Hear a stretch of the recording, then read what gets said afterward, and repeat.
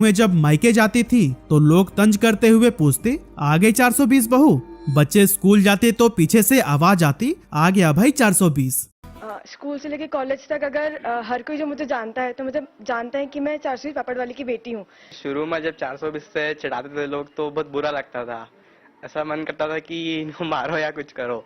लेकिन फिर जब बाद में इतनी आइडेंटिटी बन गई तो फिर उसके बाद अब नहीं लगता, अब टीचर्स भी 420 के नाम से जानती है। लेकिन इस मेंटल प्रेशर के बावजूद वो लोग ईमानदारी से अपना काम करते गए और उनके इस लगन का ही नतीजा था कि कुछ ही सालों में 420 पापड़ इंदौर के हर गली नुक्कड़ पर मिलने लगा था। कमाल की बात तो यह है कि पहले जो दुकानदार इस नाम की वजह से उनका पापड़ तक अपनी दुकान में नहीं रखना चाहते थे, अब वो उनके माल के साथ साथ अपनी दुकान में 420 पापड़ का बोर्ड लगाने की इजाजत मांगने लगे थे।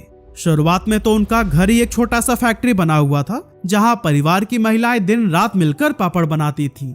लेकिन जैसे जैसे पापड़ की डिमांड बढ़ने लगी वैसे वैसे इस छोटे से काम को बड़े लेवल पर ले जाना जरूरी हो गया और फिर इसी जरूरत को समझते हुए उन्होंने इंदौर में अपनी पहली मैन्युफैक्चरिंग यूनिट की शुरुआत की और फिर यहीं से असली ग्रोथ की कहानी शुरू हो गई। अब दोस्तों, मास प्रोडक्शन की वजह से धीरे धीरे बिजनेस ने इंदौर की सीमाएं पार करके पूरे राज्य में अपनी पहचान बना ली और फिर जैसे जैसे काम बढ़ा वैसे वैसे तीनों भाइयों ने आपस में अपनी रिस्पॉन्सिबिलिटीज को बांट लिया। सबसे बड़े हुकुमचंद जी ने क्वालिटी और प्रोडक्शन को संभाला और उनकी मां केसरबाई ने भी 82 साल की उम्र तक लोई बनवाने का काम देखा और 103 साल तक परिवार के साथ रही।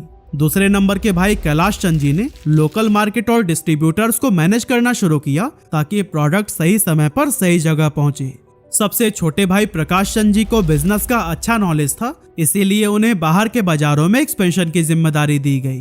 हुकुमचंद जी को मशीनों में भी काफी दिलचस्पी थी, तो फिर उन्होंने तय किया कि पापड़ में इस्तेमाल होने वाला आटा वगैरह वो खुद ही तैयार करेंगे, जिसके लिए उन्होंने 420 मशीन नाम से एक छोटा सा यूनिट शुरू किया, जिससे प्रोडक्शन कॉस्ट और क्वालिटी दोनों पर कंट्रोल मिल गया। साथ ही ग्रेन्स, मसाले और दाल जैसे रॉ मटेरियल्स भी खास तौर पर वेस्टर्न इंडिया के चुनिंदा मार्केट से लाए गए ताकि पापड़ में यूज होने वाला हर इंग्रेडिएंट बेस्ट क्वालिटी का हो।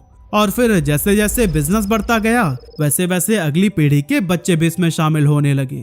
करीब 1981 में हुकुमचंद जी के बड़े बेटे नारायण अग्रवाल ने भी फैमिली बिजनेस में कदम रखा और उस टाइम बिजनेस का टर्नओवर करीब 3 लाख रुपए सालाना हुआ करता था।